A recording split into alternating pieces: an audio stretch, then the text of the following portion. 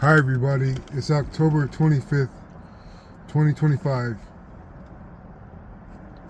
Um, Creating change in our lives is something that is relatively easy if you're not trying to, but if you are in a spat of self-destructiveness. Creating change to bring hardship on your life, it seems unfairly easy to do. And creating change to bring happiness into our hearts seems incredibly hard to do sometimes. But the thing with positive change is that sometimes it may come suddenly in a large amount, but a lot of the times it happens so gradually that it could just slip right in front of your view and you might miss it. And if you miss it, we get scared that it won't come back, or we get scared that it wasn't real or something like that. But creating change is very doable, very achievable in this life for good things to happen. It is just that almost like losing weight. It's like you have to change who you are in your lifestyle to lose weight. And you have to change who you are in your lifestyle to be a person that creates good things in their life. And of course, you don't create it. God creates it and gives it to you. But to receive it how we want to, and like with our own efforts, it requires a change of lifestyle and a change of the way that you operate. So implanting spiritual organs in yourself and others is a practice that seems mundane, but it actually is quite powerful.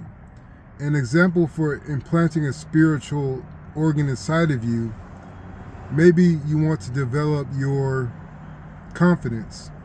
You feel like your low self-esteem is creating anxiety, creating depression, and other negative emotions. So you want to implant a part inside of you that produces and sustains confidence and self-esteem.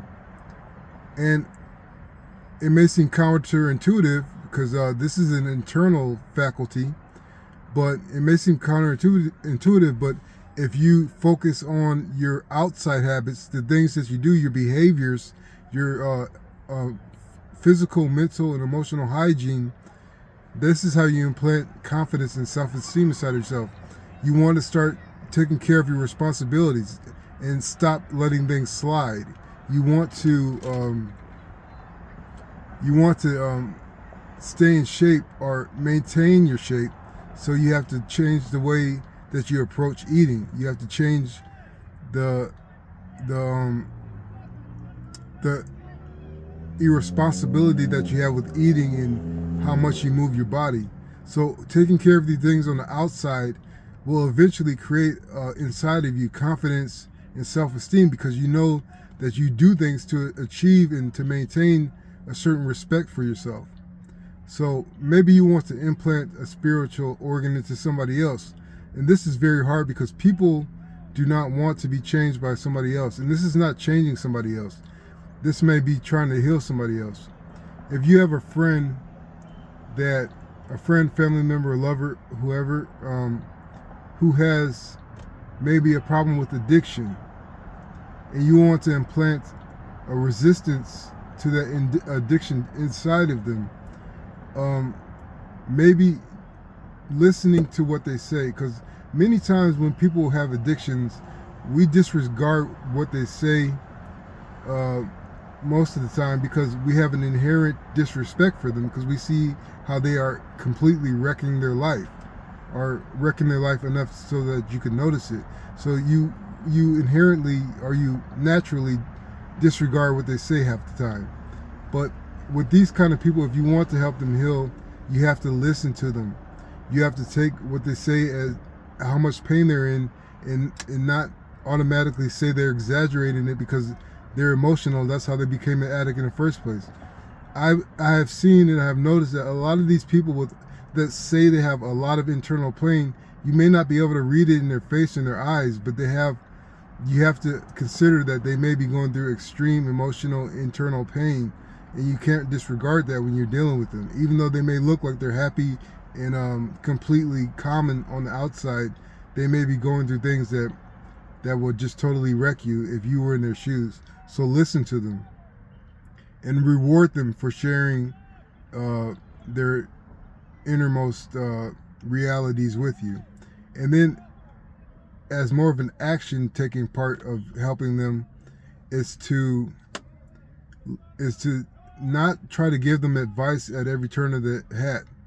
Just listen. 90% of it is listening, and just as a sign for them, go on a journey with them, saying, this is what I have wrong with me.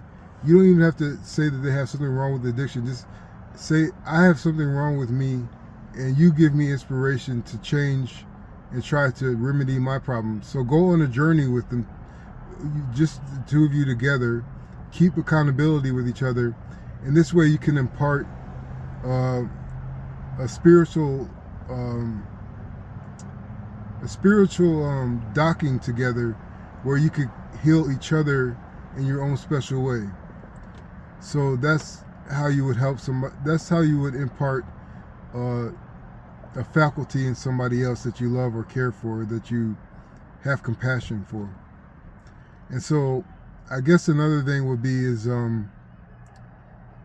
usually if you try to be wise, you further the path to wisdom, because if you try to be wise, you are implying that you don't have the wisdom inside of you yet.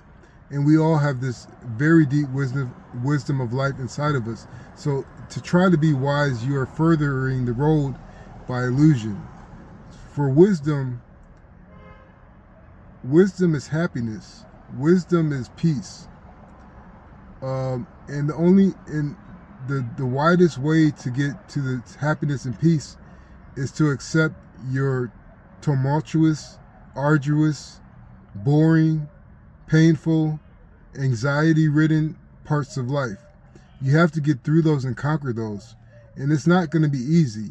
You shouldn't rush into these battles, because they aren't easy. They aren't fun. They are boring. They are incredibly sharp, and they will lash out at you and cut your heart and stab you deep into your soul.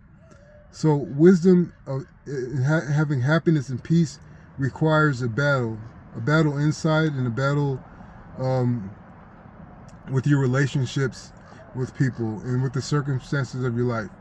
If you want wisdom, take your time and solve your problems, or try to understand yourself in relation to your problems.